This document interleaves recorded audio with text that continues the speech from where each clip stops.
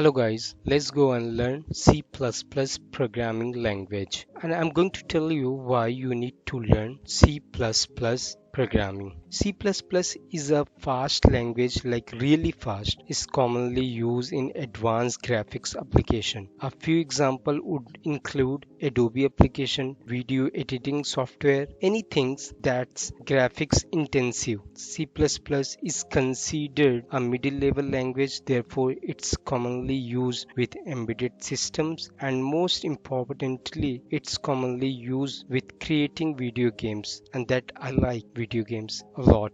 Compared to other programming language, you could say that C++ is a middle level language. Programming tends to on a spectrum. The higher level language of programming language is more it's resemble human language that are close to being lower level resemble hardware instruction. Higher language such as Python, Java, C Sharp are very easy to write with and to understand, but they tends to be slower. C++ and C, they take a little more effort to write, but they are very fast. They have the benefit of working closely with machine hardware while still somehow resemble human language. Just a fair warning, there is a learning curve with C++. If you can learn it, it's worth it. There is two things you will what do you need? Two things: text editor and compiler. A few options include, but there are no limit. It would be VS Code, Blocks, or even Notepad. VS Code and Code Blocks are also considered IDEs, integrated development environment. They are a text editor as well as workshop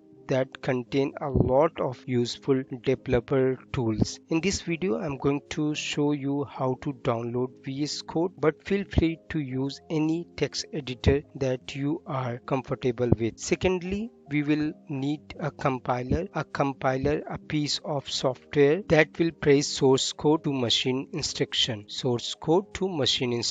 And that is really, if you are using Windows or Linux, you will probably want to go with GCC. If you are running on Mac, you will probably go with Clang. And Clang has really cool logo. It blue eyes with a white dragon. And so let's get it.